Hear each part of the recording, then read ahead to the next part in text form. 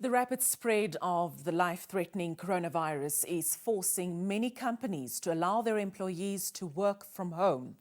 However, there are those or some companies refusing to allow their staff working from home, even though in some cases, staff or staff members have been exposed to or tested COVID-19 positive.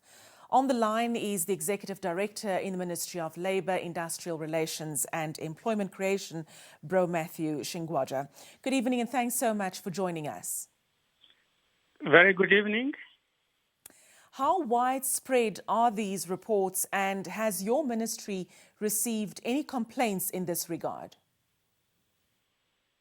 We have not received any complaints in this area. We have heard people talking about it, but it was never officially reported to us. Maybe the complainants are still on their way as I'm speaking. Mm-hmm. So if these reports are indeed true, what advice do you have for these companies? Well, first of all, we have to understand the reasoning behind the regulations which are allowing vulnerable employees to work from home. The idea is to balance both the business interest and the employees' health and well-being. Now, the regulations also went further to explain that working from home should be done subject to suitable arrangements. So what is expected is that if an employee is classified as vulnerable, he or she has to approach the employer and explain that situation. In most cases, if you look at the regulations, are diseases which are supposed to be well documented. And the employees have to go to the employer and explain so that the arrangement to work from home are made.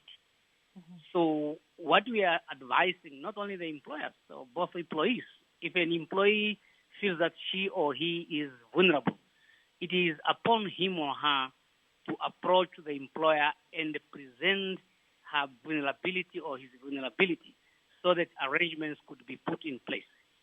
Mm-hmm. Now, we understand, for instance, that those who tested positive for COVID are still coming to work instead of isolating themselves. What is your take on this? Well, people who tested positive, I'm sure they are always advised by the Ministry of Health what to do. If somebody has tested positive, yet he or she shows up for work, one will wonder what is the purpose of that person to come to work, despite the health protocols.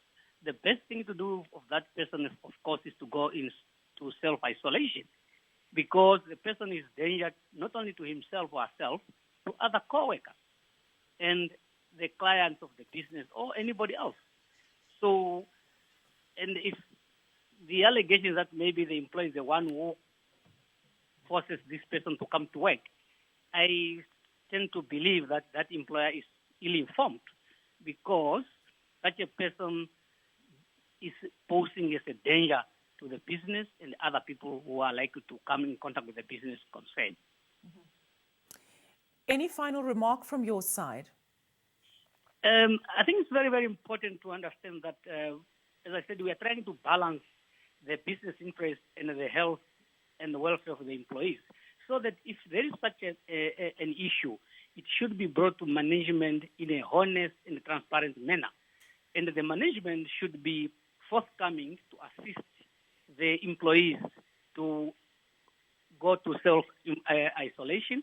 And the best way actually is to take up this issue with the ministry concerned, the Ministry of Health and Social Welfare, so that the individual employee is properly advised on how to move forward, rather than to make this issue as a complaint if there is no understanding between the employee and the employer.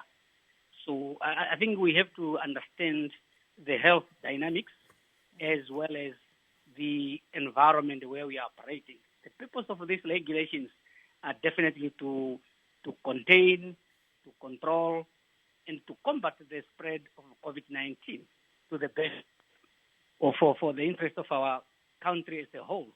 Mm-hmm. Well, we thank you so much for taking the time to join us this evening, and stay safe. Thank you very much, ma'am.